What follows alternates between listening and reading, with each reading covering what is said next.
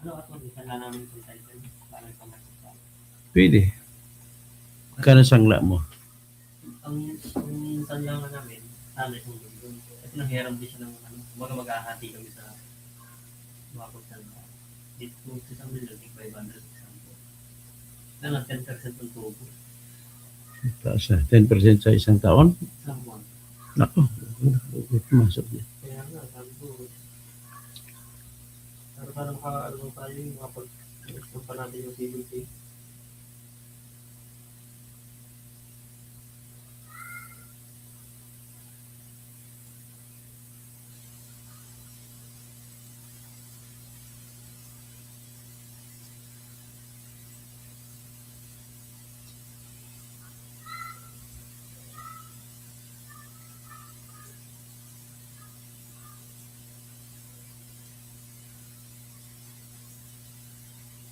Pulis daw ang ano, yung pagkasalanan.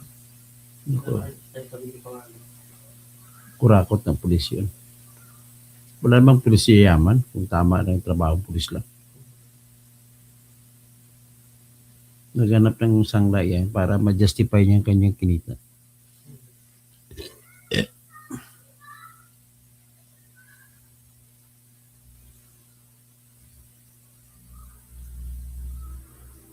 Problema dyan pag hindi ka nakabayad ng huli, hindi ka nila. Yung shop ng iba dyan. Siyempre, wala na yun. Pag sinangla mo yan, payag ka na mawala lupa. Benta mo na lang. Ay ba ng benta? Hello, magandang hapon po.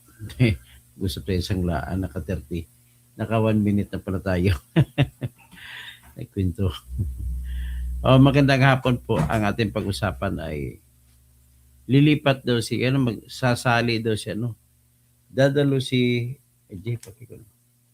dadalo daw si Joel Villanueva sa special session. Kailan yung special session?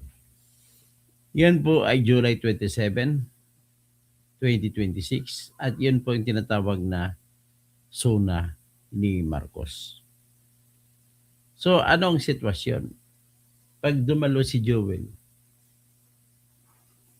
anong ibig sabihin nun? Automatic na ba na kakampi na siya kay Kakampi na kay Win Gatchalian pag umatin siya? Alam niyo, hindi po automatic yan. Dadalo lamang siya as in makinig sa SONA ni Marcos. Pero, ang problema kung dadalo rin si Peter Cayetano at mag-insist siya na siya ang tatayo na Senate President.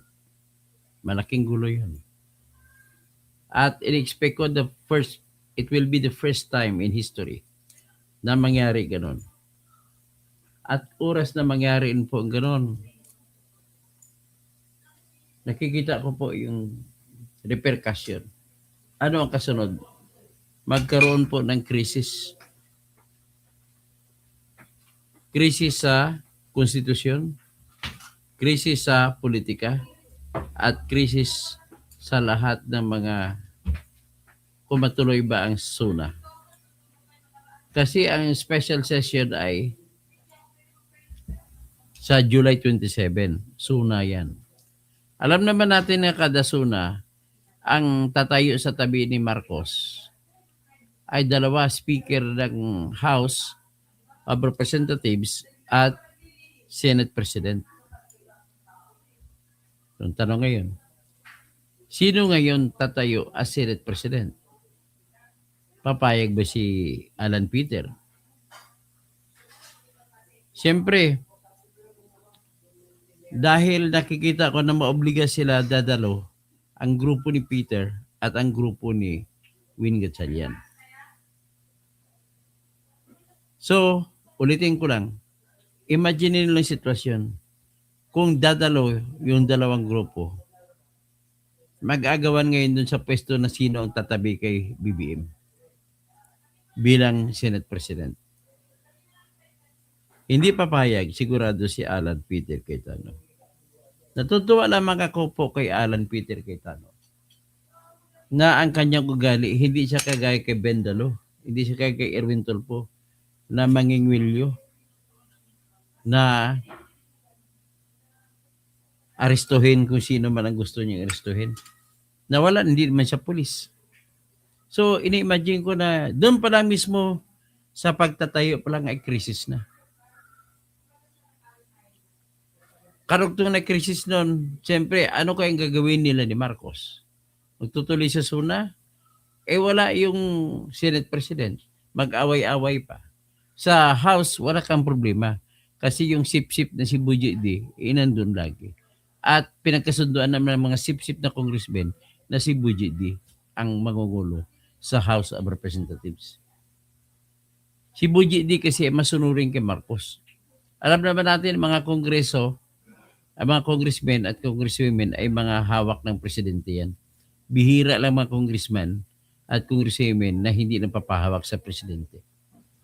Ang papahawak po ay kasi ang utos ng pagpalabas ng pondo ay nasa kamay ng presidente. So, ibig sabihin po, it all boils down to money. So, pero sa kabila naman, sa grupo naman ni Gatchalian, makikita mo color ng pera dahil ayaw nila matuloy ang flood control investigation. Hinaharangan nila. Kita mo grupo ni Lacson, sila yan. Grupo ni Lacson yan, sila ni Win Gatchalian. Ayaw ni Lacson magsasagawa ng 9 na buwan na walang investigasyon sa flood control. Pinakahuling investigasyon niya, November eh. So walang investigasyon December, January, February, March, April, May, June, 7 buwan, July, 8 buwan. Nagkaroon ng investigasyon yung June 4 sa pangunguna ni Marcoleta. At mayroong flood control meeting tawag. Hindi session, meeting tinatawag ni Kiko Pangilinan at ni Erwin Tulfo tungkol sa Blue Ribbon nila. So ladies and gentlemen, dito nakasalalay, dito natin matutunghayan kung ano ang mangyayari. So ngayon, ano ngayon ang repercussion? So bago tayo mag-usap ng repercussion, ay siyempre, magpatugtog muna ako ng aking musika.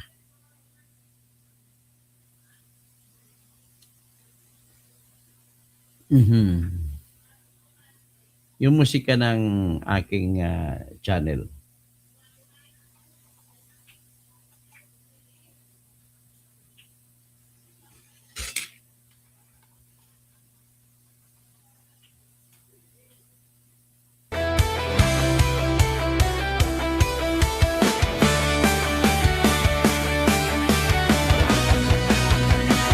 Sa Pilipinas, kilala ang tindi. Hindi kayang bayaran ni naman ang kanyang prinsipyo. Kapag may inaapi, siya ang nariyan. Kapag may bayaran, Iihi ako na may siya ang hadlang. Hindi siya tiklop sa pananakot ng iilan. Hindi siya alila ng sino mang mayaman. Kung ang kapangyarihan nila ay inaabuso, hinahawi niya yan mano-mano. Kapag ang taong bayan ang nasasakal, siya ang unang sumusugot, tumatagal. Hindi perang sukatan ng halaga, kundi kung sino ang lumalaban para sa masa. Totoo kasing tirador, totoo kasing tirador. Kakapi ng naaapi, kalaban ng sakim na mandarambon.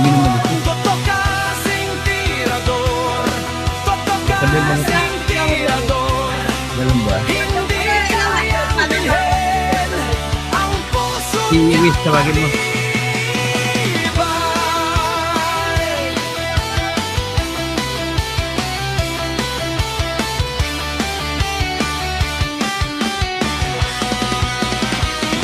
Mga magnanakaw sa pondo ng bayan, nanginginig pag siya ang nandyan.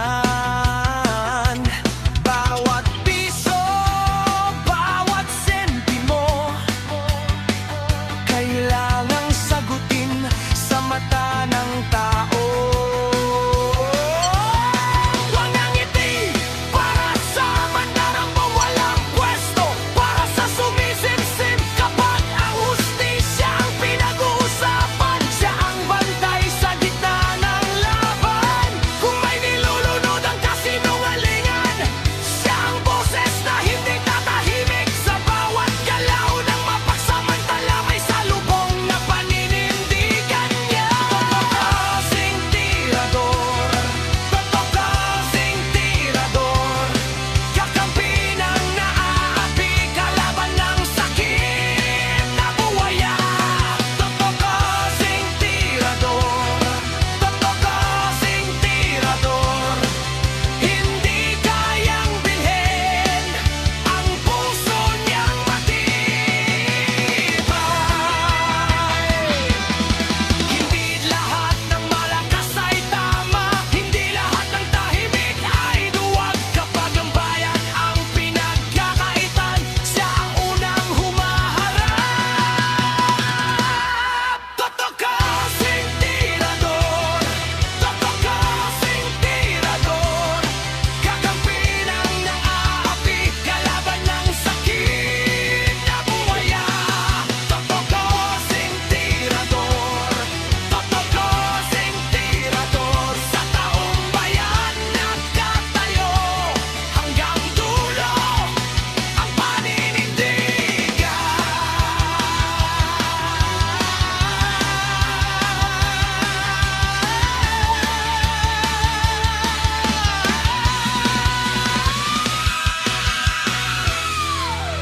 Okay? So, yan po ang ating i-remove na lang natin ito. So, pero gusto ko patugtugin pa ang isa pang musika natin.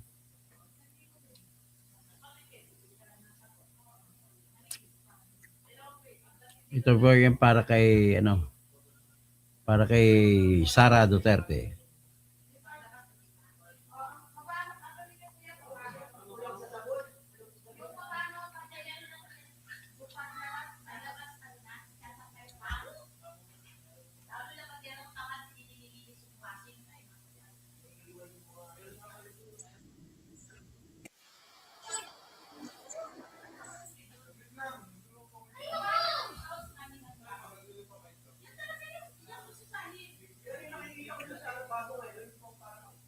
Ito. Sara, Sara, wala nang iba. Sara, Sara lang pag-asa. Sara, Sara, siya lang makapakulong. Mga kontraktor ubusin niya.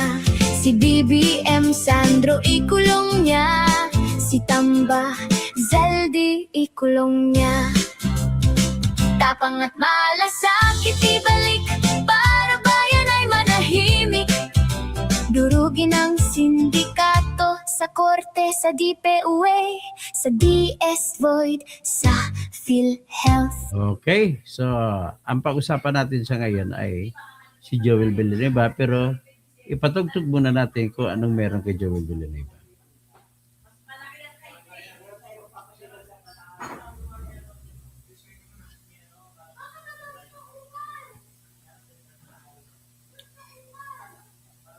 So, pakinggan natin, namnamin natin kung ano ang binabanggit ni Joel Villanueva.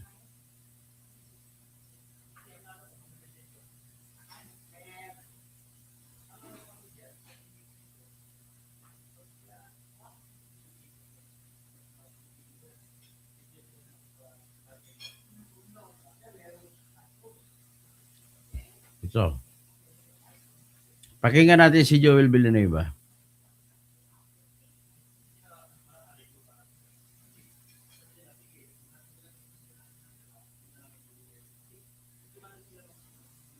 Hindi po madali ang ating pinagdaraanan nitong mga nakaraang buwan. Saksi po kayo sa mga galaw ng kaaway laban sa atin. Tunay po na may mga sandaling kailangan mong pumili kung ano ang tama kahit hindi po ito ang pinakamadali. Para po sa akin, malinaw na malinaw ang sagot. Higit po sa politika, ang pananagutan ko po ay tanging sa Diyos at taong bayan. Dumaraan po tayo ngayon ang ating bansa sa sunod-sunod at patong-patong ng mga problema at pagsubok. Kailangan na po ang agarang tulong ng ating mga kababayan, ating mga kapatid sa Mindanao. Ang nakakalungkot po, hindi po makapagtrabaho ng maayos ang Senado. Hindi lang po dahil sa issue ng liderato, kundi dahil sa mga lockdown at patuloy na banta sa seguridad di umano ng ating institusyon.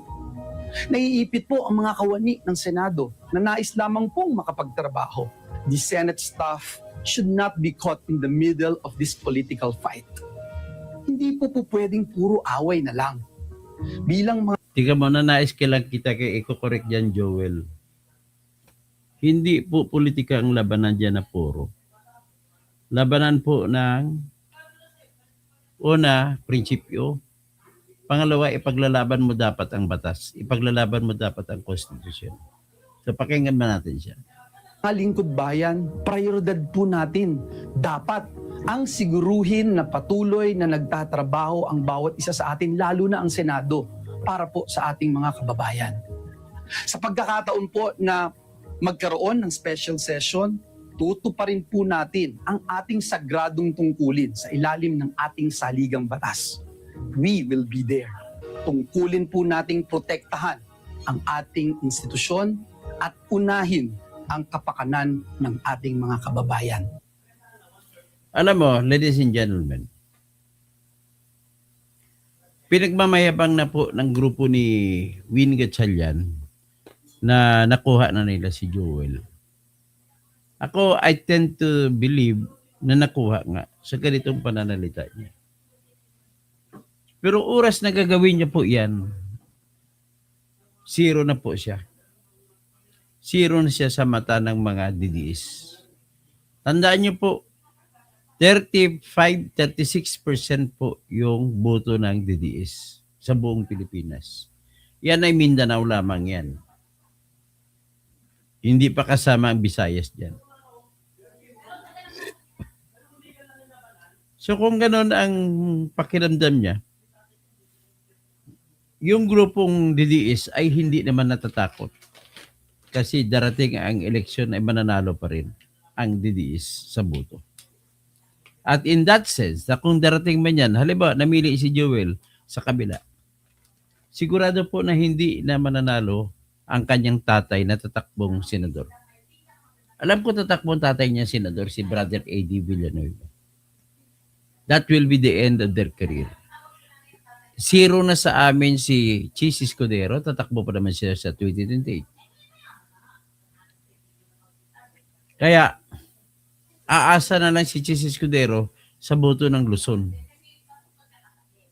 Kaya alam ko, hindi naman sapat kung konti naman ng Bicolano kung isuma total mo. Hindi siya nagmamatter.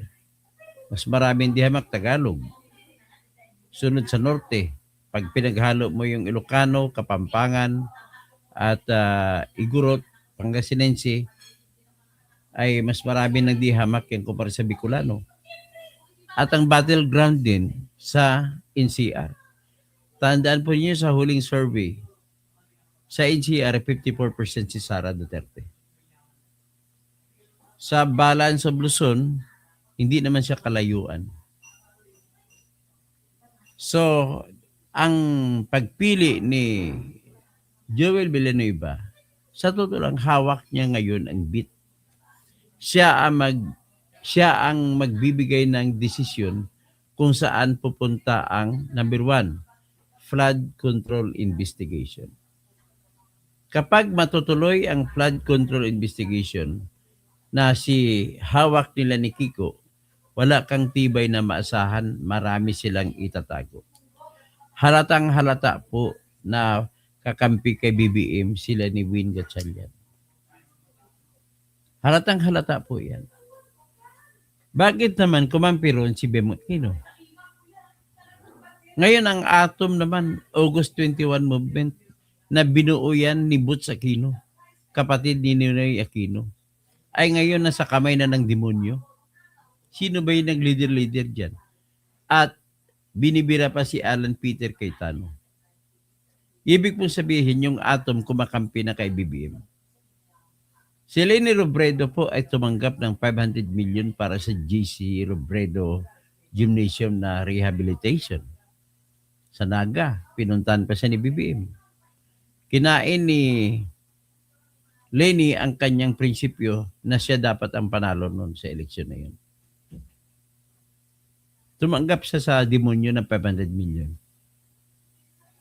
Si BBM naman ang pumunta sa Sarangani, Jensan at Davao Occidental na sinalanta ng lindol, 100 million lang binigay. So yan po. Kami mga Bisaya, diyan namin nakikita yung bakit mas malaki binigay sa mga Bicolano. Diba? Hindi ba nakakarindi yun? Ang sa Bicolano naman, gymnasium lang yun. Hindi yun importante. Hindi yun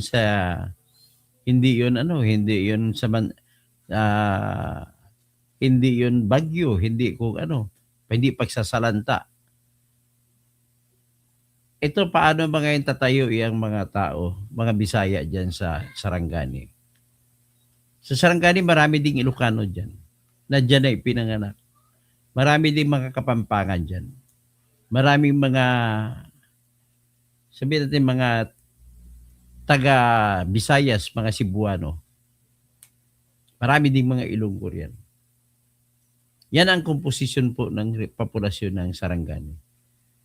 Pero yung mga ibang lahi dyan, maliban sa Bisaya, ay nagsasalita na rin ng Bisaya.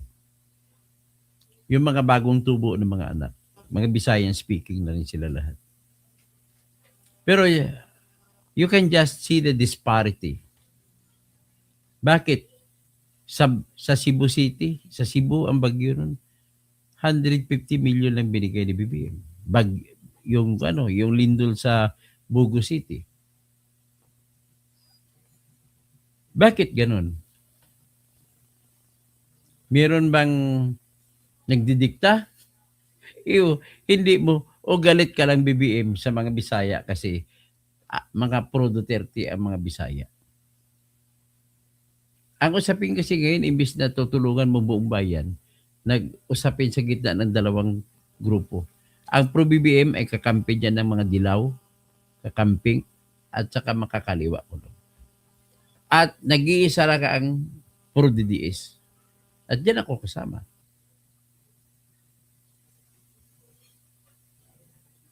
Natatawaga ako kay Heidi Mendoza. Sinasabi niya, gising na daw pro DDS.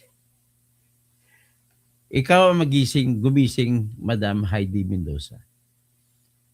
Bakit mo pilit kinakampihan si BBM? Hindi kayo nagkakundina kay BBM. Bakit?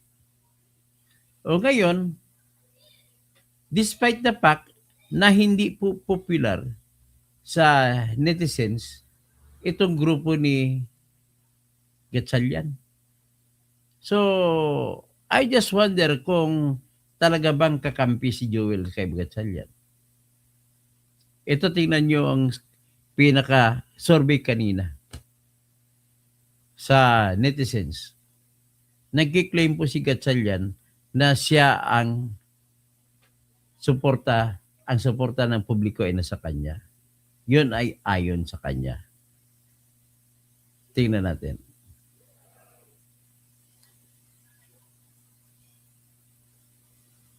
Yan, sinasabi niya, palakihin natin.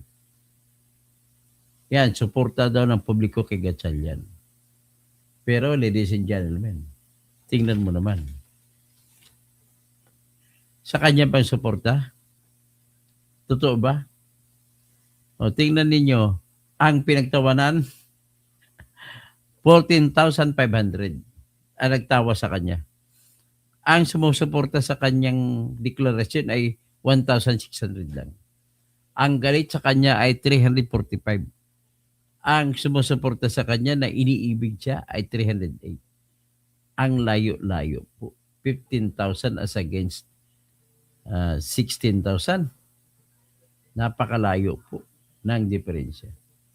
Yan po ang salamin kung sino ang may suporta ng publiko. So ngayon, sa paglilipat halimbawa, pag-usapan natin, dalawang bagay pa yan eh. Nagmamayabang na si Enzo Recto, sila mga vlogger nila nakakampi, mga BBM vloggers, na si Joel ay tatalo na kay Win Gatchalian. Nais ko lang muna sasabihin anong epekto nito sa impeachment. Kung impeachment pag-usapan, sabihin na natin bubuto siya pabor sa pag-impeach kay Sara. So ilan na sila ngayon? 12 plus 1 magiging 13. Hindi pa rin sapat kasi dapat 16. Sino pag ibang pagkukunan ng boto? Well, sa ngayon ay walang klaro. So ang gagawin nila, maging 13 sila. Ngayon, tatanggalin nila sa hiyakan ang mga ibang senador. Natanggalan na si Bato. Natanggal na nila si Cheese. Si Jinggoy. Sino gusto tanggalin? Si Joel sa kanila hindi natanggalin yon. Si Cheese sa kanila na hindi natatanggalin. Sino pa ibang pwedeng tanggalin? Wala na. Hindi nila kayang tanggalin si Marcoleta. Hindi rin nila kayang tanggalin si Robin Padilla.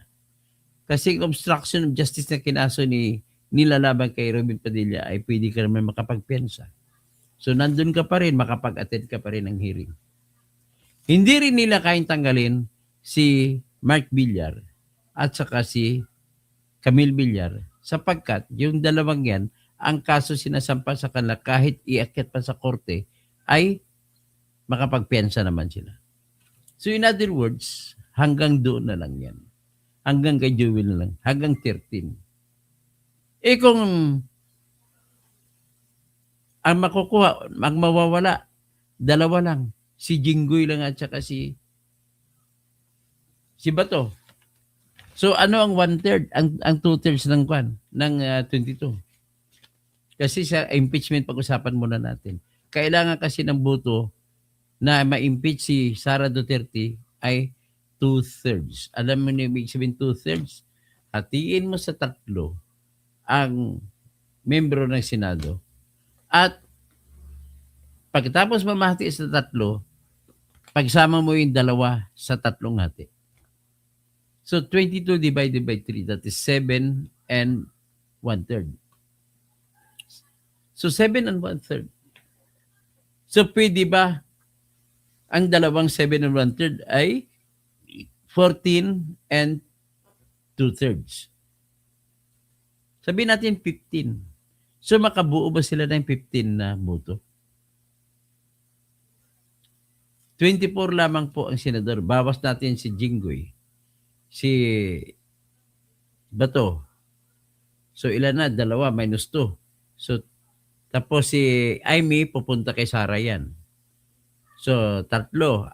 Pabor kay Sara ngayon 3 kasi pag hindi ka nakaboto, good as, o sabihin natin hindi natin bilang, si Amy na lang, si Marcoleta 2 boto, si Robin Padilla 3 boto, si Bungo 4 na boto, si Lorin Ligarda 5 boto, sino pang isa? Si Camille Villar tsaka Mark Villar. So 7 votes. Tanggal mo 2, 7 votes. So kung 7 votes, makabuo ba sila ng 17 and 2/3? 17 plus 7 is 24. Hindi sila makabuo. So kailangan ay makuha nila 6 votes lang ang pabor kay Sara. Para makuha nila, para ma-convict nila si Sara. So, in the final analysis, it's next to impossible na ma-convict nila si Sara. Kahit na makuha nila ang majority. Ganun lamang po ang usapin. Iyan ay sa kaisipan na si Joel ay tatalon papunta sa kabila. Ngayon ang tanong, pangalawang tanong na side bit na tanong. kumalas si Joel, kumalas si Cheese. Ibig mong sabihin yan ay hindi nakakasuhan yung dalawa. Dapat kakasuhan silang dalawa. Para ipaliwanag nila na inosente nga sila o hindi. Kasi alalahanin ninyo, although naniwala ako mahina ang ebidensya, pero dapat lantaran, actually hindi lang dapat pinag-usapan to sa ombudsman, dapat alam ng bayan. Dapat pinupost ng ombudsman sa website ang mga sinampang kaso laban kay Joel, at kay Cheese, at saka kay Jinggoy.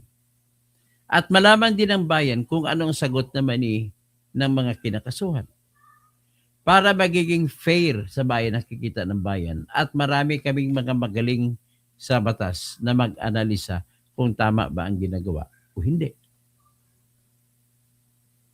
Pero ang ebidensya laban kay Cheese at saka kay Joel at saka kay Jinggoy din, yun lang yung indirect evidence na nagsasabi na may hinatid na pera papunta kay Joel at papunta kay Cheese at papunta kay Jinggoy. Pero lahat ng mga ebidensya na nagsasabi na may hinatid, wala pong ebidensya nagsasabi na direktamente na tinanggap ni Joel, tinanggap ni Cheese, at tinanggap ni Jinggoy. Pati kay Bong Revilla, sama na natin. Walang ebidensya nagsasabi na tinanggap ng apat. Bagkus ang ebidensya lamang po, indirect evidence. Ibig sabihin ng indirect, kailangan mo pa ng tulay para magiging direkta. So, ang sabi ni Alcantara, binigay niya kay Peng na assistant ni Joel ang pera, 150 million. Ngayon, kailangan niyan ay mapatutuhanan natin na unang-una kailangan na titisigo yung Peng na binigay niya kay Joel. Ang tanong, titisigo ba? Kung hindi titistigo, sasabihin niya wala. Wala, itatanggi rin ni Peng. Wala po akong tinanggap. Ano mangyari sa sinabi ni Alcantara? Mauwi po yan sa labanan na alin ang totoo, alin ang hindi totoo. At oras na darating sa ganon, my mind as a trial lawyer dictates upon me, walang evidence beyond reasonable doubt na guilty si Joel. I-dismiss yan.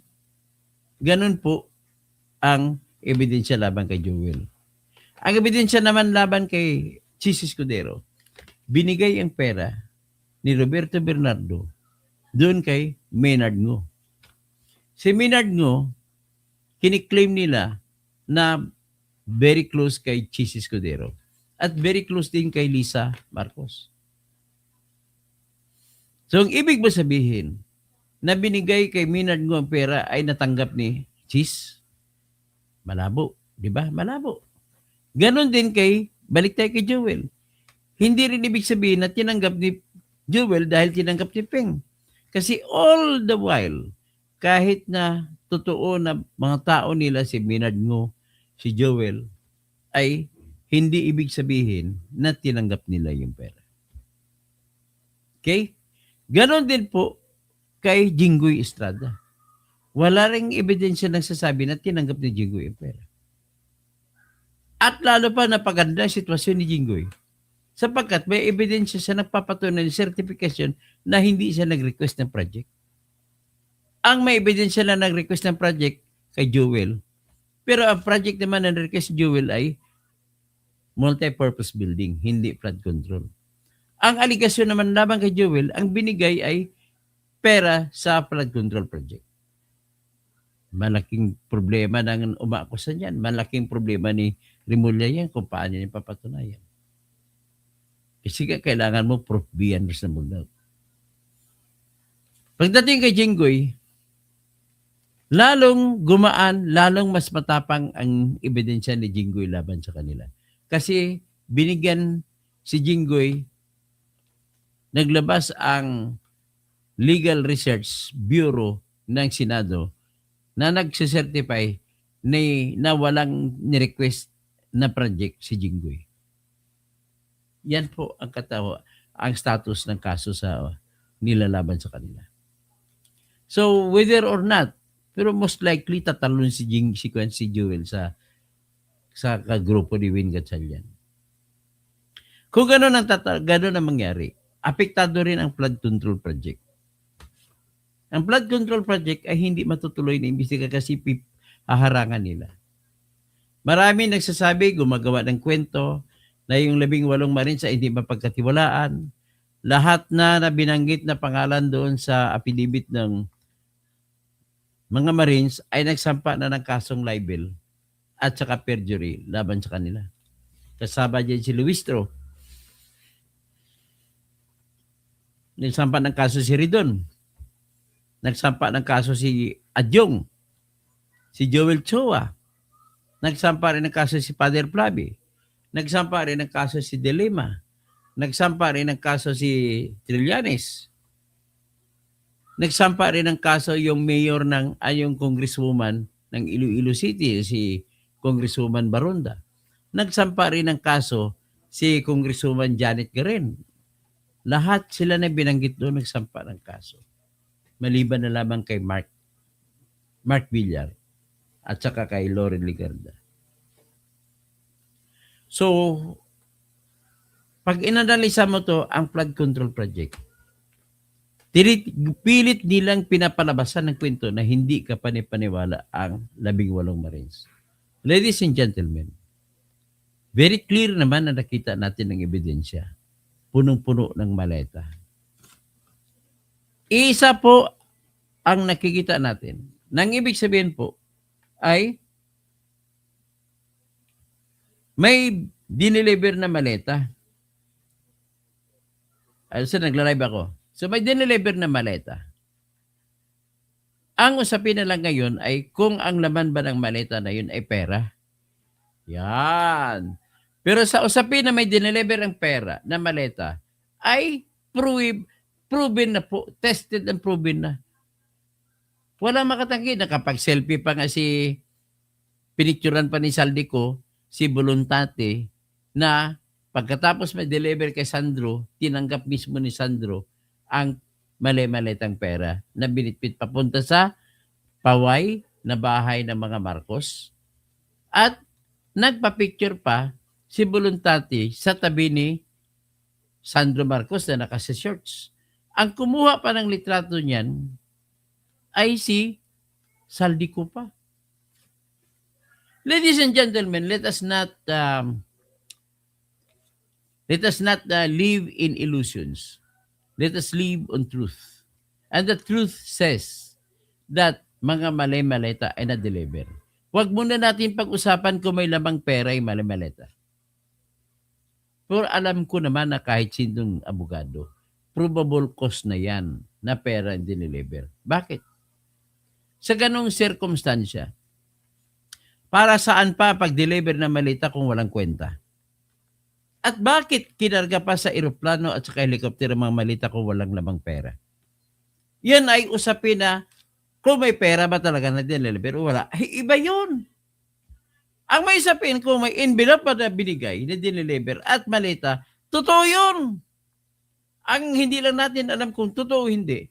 Pero kami mga abogado, ang tingin namin dyan ay probable cause, hindi lang probable cause. High probable cause na yan na may lamang pera yun.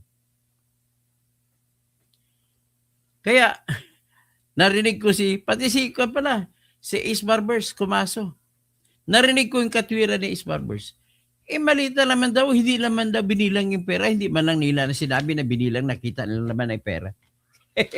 Ibig sabihin po, attorney, kaibigan ko attorney, hindi ko na bagitin yung pangalan, ang ibig sabihin po, tinatanggap na rin, inaamin na rin ni Ace Barbers na may na-deliver na maleta. Yun nga lang ang pinaglalabanan kung ano ang laman ng maleta. Maniwala ba kayo na walang laman ang maleta? Para saan ang ribuwa ng maleta? Na i-deliver pa. At wala naman palang laman. Nag-aksaya pa ng panahon, pumunta sa Paway para i-deliver kay Sandro Marcos ang maleta. O, paano po yun? Para saan yung maleta na yun?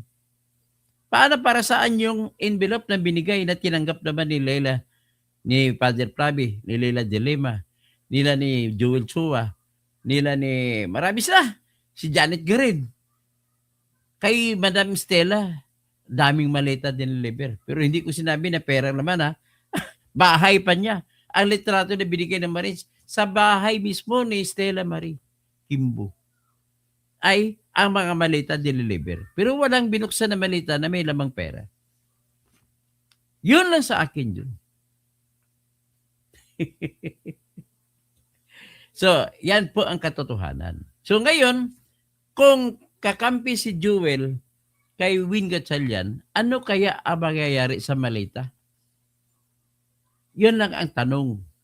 Hindi, tanong ko lang yun, hindi tanong ng bayan. Kasi hindi ko naman hawak ang tanong ng bayan. So sa ganung sitwasyon, sa totoo lang, ang tao, sa aking hinuha lang yun ha, attorney, ang tao, sa hinuha ko lang, gusto malaman ng tao ano ba talaga ang laman ng maleta.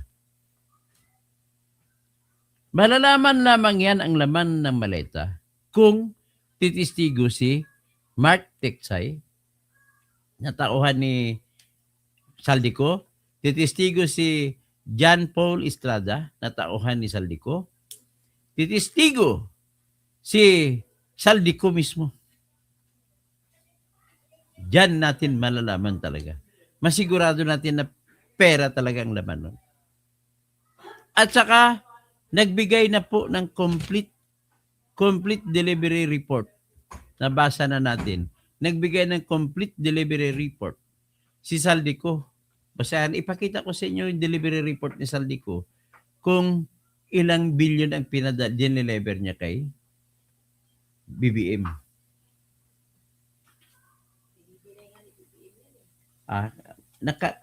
Karapatan naman ni BBM mag-deny.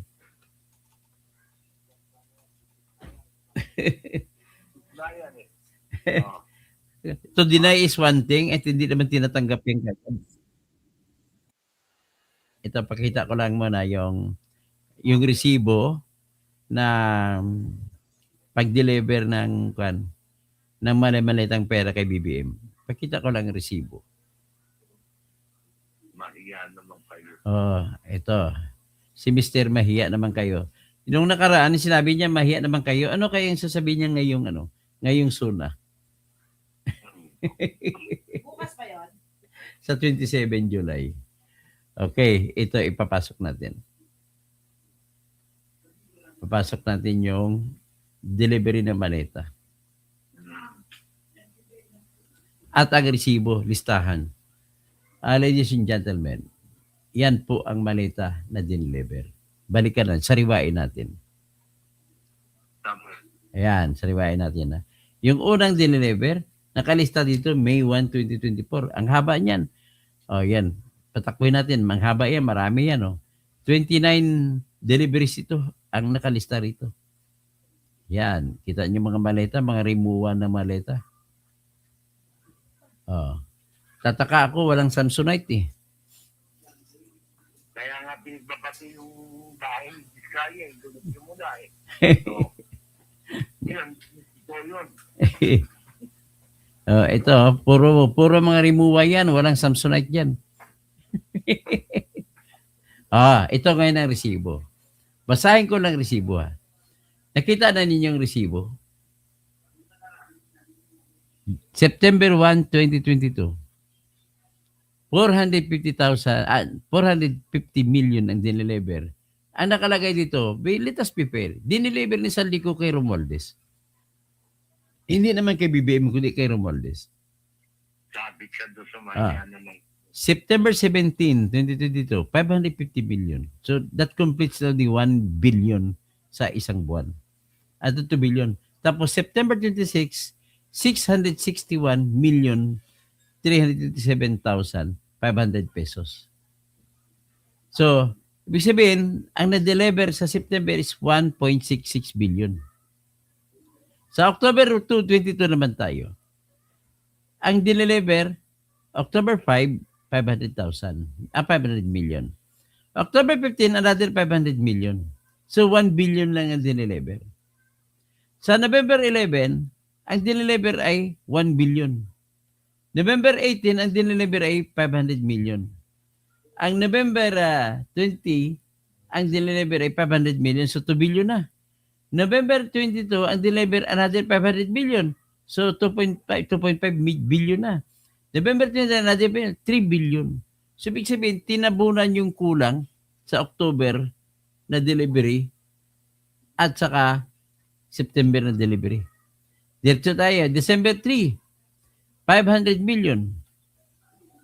Natin ito, palakihan natin para mabasa nyo. December 3, 500 million. December 10, birthday ko pa, 2022, 500 million. So, 1 billion na. December 18, 2022, 850 million, 1.85 billion na. Hindi na kompleto ang 2 billion na pangako. Tapos, January 8, 2023, 700 million. January 9, 2023, 300 million. January 13, 2023, 500 million. Ilan na? 1.5 billion. Tapos, January 18, 2025, ito na, 2 billion na. Pero, January 20, may deliver pa, 500 million. At saka January 25, 3 billion ulit. So, tapos, February 2023, 1 billion. February 1 yan. February 6, 500 million. February 8, 500 million. February 14, 500 million. February 17, 500 million. Ilan yan? 1, 2, 3. 3 billion na deliver. Sa March 1, 2023, 500 million. March 6, 500 million. March 10, 500 million. 1.5. Tingnan natin sa kasunod. March 20, 500 million. March 27, 500 million. Ano na siya? Bali, 1 billion ito. Balik tayo sa dulo. 1, 2, 3. 2.5 billion ang deliver sa buwan ng March 2023. Tingnan natin naman sa buwan ng Abril. April 2, 432 million. April 2, pa rin, plus 500 million. So, 942 million. April 19, plus 500 million. So, that is 1.4 billion. Sa May naman, May 3, 228 million. May 8, 500 million. Suppose May 12, 1 billion. May 12 ulit, 654. So, ibig sabihin, 228, 758, 728, tapos 1 billion 728, plus 654. So, bawasan mo ng 328, plus 354. So, 2.3 trillion, billion. Tapos sa August 7, 500 million. September 8 ulit, 500 million. September 8 ulit, 28, 500 million. October 5, 500 million. October 16, 1 billion. Ang dami-dami dyan, ladies and gentlemen. Ito po, December 22, 1.2 billion. January 24, 1 billion. January 19, 1 billion. February 24, 1 billion. February 12, 1 billion. February, March 12, March 1, 1 billion. March 12, 1 billion. April 2, 1 billion. April 16, 1 billion. March 1, May 1, 2024, 1 billion. Grabe. Ito naman, May 14, 2024, 1 billion. June 3, 2024, 1 billion. June 14, 2024, 1 billion. June 27, 2024, 1 billion. July 16, 2024, 1 billion. July 27, 2024, 1 billion. August 8, August 16, 500 saka 400 million, 900 million.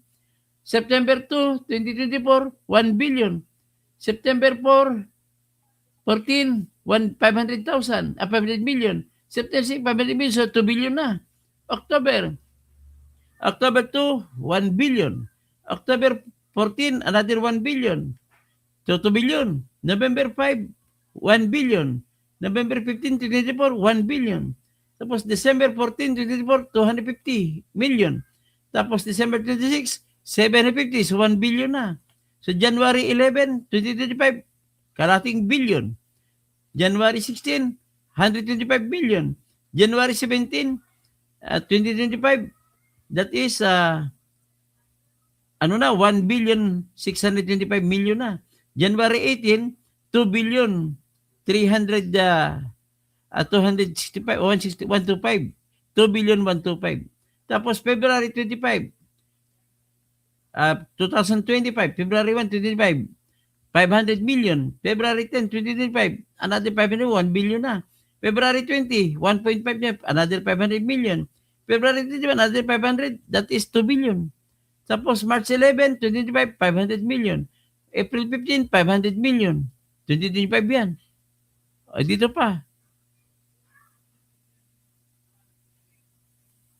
Yan. April 29, 2025, 500 million. May 29, 500, May 25. May 29, 2025, 500 million. July 15, 2025, 500 million. August 5, 2025, 216 million. Tapos sa December 24, ito pa may 200 million. December 2, pala yan. December 5, 800 million. Na binigay kay Jojo Cadiz. Total, 56 billion, 418 million, 874,054 pesos. Now, ladies and gentlemen, ano pa masabi natin? Grabing ebidensya. Aywan ko lang sa inyo kung nanonood sa iyo ngayon sa dito. Ano pang sasabihin ninyo? What shall we do? So Joel, nakita mo ba yan, Joel? So yan po ang katibayan ng delivery. Kakahiya naman ito sa Gatchalian, suporta daw ng publiko na sa kanya. So kakahiya talaga siya sa pagsabi ng ganon. So, ito na, ayaw ko na pakinggan si Joel. Bahala ka na. Kung ano man ang nasa isip mo. Kaya, nang pinakita ko mga yun na delivery, totoo po yun sinasabi ng mga Marines sa pagde-deliver ng pera. Malita lang. Malita lang. Tingnan natin. Totoo yun nag-deliver malita. Pero, dito sa iba pang ebidensya, masasabi mo ng laman ng malita ay pera. Tapos, ang ginagawa naman ng kakampi ni BBM ay gumagawa ng kwento na mga malita na istorya ay hindi totoo. O ito, titingnan natin, gumagawa-gawa sila ng meme. O, yan o, ginagawa nila. So, yan po ang mga ginagawa ng mga kakampi na magnanakaw. Pasensya na, magnanakaw talaga ang tawag ko sa kanila.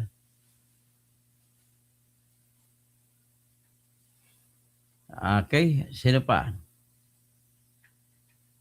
Pinakita ko na sa inyo yung pagnanakaw na napakatindi. Ito pa si Erwin Tulfo. Nakakahiya to. Paano yumaman ito? At ang nakakahiya pa isa dito, yung Atom mo, kinakampihan pa si BBM. Pakita ko yung Atom na yung leader. Sino ba yung Atom? August 21 movement yan. Bakit kumakampi kay BBM? Ayan o. Ito yung para pakibakas demokrasya. Pero ang kwento mo, papalayasin mo kay Tata. Niya siya ni Chris Aquino, di ba? At ang kanilang partido, ang pangalan, Lakas ng Bayan. Lakas ng Bayan or Laban. Kaya, at yung laban, yan yung naging genesis na eventually naging People's Democratic Party, Laban, PDP, Laban, nung panahon na tumakbo si President Corazon Aquino. So, yun yung kaya nung nagkaroon ng laban, di nagkaroon na ng sign. Kasi di ba mahilig tayo sa mga ganyan. Si Marcos may victory sign, di ba? Tayo naman may laban sign. So, nagsimula talaga yung laban sign na yan, nung panahon na tayo ay... Kung ano man nagsimula niya, wala akong pakialam.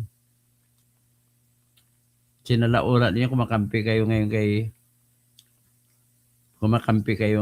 no? Ito ba? Ito ataw. Di ba, nanawagan ka pa mag-resign si Alan Peter Cayetano na siya yung representasyon na kung anong moralidad. Hinalal ng 13 senador. Ito yung gagong sino itong pangalan nito. Magpakilala ka nga. To the good senator, we do not agree with you. What happened in the Senate in the last few weeks is proof enough. You allowed a person who is supposed to be arrested with an arrest warrant to escape within your jurisdiction. Nagkaroon ng barilan sa Senado unnecessarily. Ay, walang kwentang-kwento mo. Hindi mo nga alam pa kung natutok nangyari. Nag-conclude ka na. Yan ang ugali ng Pinoy. Na magbibigay ng conclusion. Na wala man lang sapat na dahilan. Ito naman din sa nais ko rin call out. Si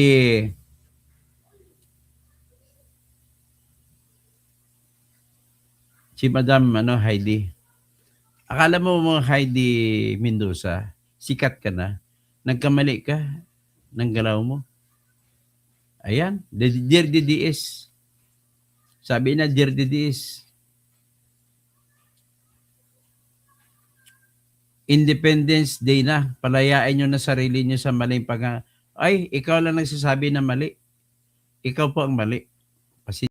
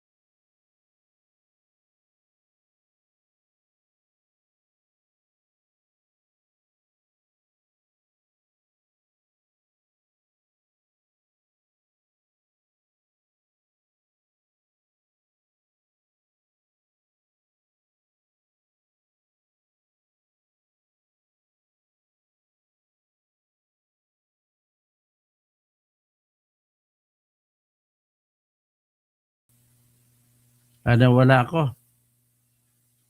May umatake sa akin. Okay, last na lang ipapakita ko. Itong gagong itong si Lacson, hindi ito nakatulong sa bayan. Imbis na pahabain niya ang paghanga ko sa kanya dahil hindi siya tumatanggap kuno ng pork barrel, dinidepensahan pa niya yung mga nagnakaw sa mga flood control project. Akalain mo, siya na nga yung nagsasabi na si Adrian Bersamin, ang tauhan ni Marcos, na nag-claim lang daw siya na kinuha ang 7 billion. Ano ba ang kapangyarihan ni Bersamin? Kaya ba ni Adrian Bersamin, na lukuhin si BBM, na kukunin niya 7 billion at itatakbo niya? So, iyan po ang gusto ipalabas ni Lacson. Naniwala ba kayo kay Lacson para sabihin ganon? At hindi binigay ni Bersamin ang 7 billion mahigit kay BBM? May pinakita pa po si Bersamin na text message, screenshot ng text message na nag-report siya kay BBM na nakuha niya ng 7 billion. Tapos, sumagot pa sa BBM, good, very good. So, yan ang napakawalang kwenta. Number 1 na ipokrito to si Lacson ngayon. Ito naman, ay ito naman ang problema nila na sumasakit ang ulo nila. Ang katotohanan, lalo nilang binabanatan si Sara, lalo naman sumisikat si Sara. Ito yung bagong survey. Binabanatan lang gusto pero almost 36% ang gusto na maging presidente si Sara. Second si Rapi Tulfo na 18.5% lang. Si Martin Romualdez naka 15.7% pa. So ang layo na ng iba, si Win Gatchalian 3.6, si Bam Aquino 3.2, si Leni Robredo 1.4, bumagsak na siya. Francis Pangilinan 0.7, Sani Angara 0.7. Yun ang survey ng WR numero. Ang nangyari nga, with more reason na dumadami. Ay, nako. Lalo yung tinatawag si Sara na bubo, ay lalo kayong nabububo. Hindi nyo alam kung paano titirahin. Ha? So, yan po ang sitwasyon ngayon. Hawak ba talaga ni Joel Villanueva? Kung hawak niya, laruin niya na maayos. Tumingin siya sa konsensya ng bayan. Andrea Guico, maya pagat panapon. Paeng B, bubo ng calculations mo. Ha? Calculations ko, bubo. Ay, kakahiya ka, Paeng. Jesus Romel Sianan. Pakita mo ebidensya. Pinakita ko ng ebidensya eh. Hindi pa ba ebidensya yun? Resibo ni Saldi ko? Kung paano na magkano tinanggap, buwan-buwanan. Ay, hindi ko alam kung bakit kumakampi pa kay BBM. Roger Omadhay, takot rin pala si Tesdaman, makulong. Oh, takot si Tesdaman. Kay Kumaro, good day po, Dr. Kausing. Jocelyn Victorio, nawala nga ako eh. Jesus Romel Sanan, ampaw utak mo Kausing. Ay, ikaw lang may sabi niya na ampaw. Nasbil, yung nakawan sa Marcos administration ang kung dahil ninyo, mga tae kayo, dapat. Nawala nga ako eh. Paing TV, sino ba itong gahong kalbong? Ay, bahala ka sa buhay mo. Makabubuhan na pinikwento mo rito eh. Hindi matatanggap. Sabi pati ikaw na dating, ay, hindi po yan kargadores. Totoo po yan, wala. Wala pong sinabi na hindi ako niwala dyan. Ever since, naniniwala ko sa kailang kwento. Kaya ikaw, Jesus Romel Sanan, ang pamilya mo magnanakaw kasi naniniwala ka sa magnanakaw. Sagbot, magnanakaw Marcos resign, demonyo. Dodi Tadedo, iwas pusoy, mas kulong sumama na super kurakot. Rone Candel, kung may katas ng Saudi, ang mga bayaning OFWs may katas ng maleta. Derek Claudia, bubo gawa-gawa ng kwento. Hindi po ko, pinakita ko na gawa-gawa pa kwento. Mamimili ba yan ng mga balita para dyan lang? Kabubuhan ka naman. Mamertuduran, balita lang pala, kailangan ebidensya. Ebidensya na po yun. Ebidensya na po yun. Abel Tobayo, attorney, lumipat na ba si Joel? Hindi pa. Inaantay lang natin, in-anticipate ko lang. Marapema dito, post-maternity, ang delivery receipts. O nakapost, ipopost ko rin yan. Ronnie Candel, grabe, ninakaw na pera ng mga bangag. O. Ron, 7.7 trillion ninakaw ng admin. Ronnie Candel, maleta is life for the trolls under magnanakaw idols. Bebot, Sir Toto, unsaon mana ang bend nila ng 12 na ang conviction kay Sara. Ochelin Victorino, patuloy lang po ang pakikinig sa inyo araw-araw. Salamat. Ninita Likayan, hi. Eting kargador affidavit ang bilang, ay, ikaw naman Gregory Babaran, ang halata ko sa suspitsoso na bulag ka, sarado mata mo, ayaw kong tabagin kang bubo. Ronnie Candel, there's a fan, magnanakaw. Tapos sabi naman, ito si Jose, hindi ko nabasahin yung kwento mo, walang naniwala sa iyo. Gregory ba, paniwala kay Indoy, tama po yan. Natatakot lang kayo, binayaran lang kayo para mag-comment dito laban sa akin. Okay, hanggang dyan na lang siguro kasi si Jackie Basa, fake news, hindi pa ako fake news. Kayo lang po. Pag isang bangko nila minidro, ay, siyempre sa land bank, kabubo ka. Napakabubo mo talaga. Rudy Candon, Grigor Babaran. At Team Bebe, dapat imbestigahan din yan kung ano ang nangyari sa Maharlika fans. O, dapat Luxy, no more to Inday Saya. Hindi, kay Sara, si Sara po Bernardano, pasensyahan na tayo. Ha? Hanggang dyan lang tayo po.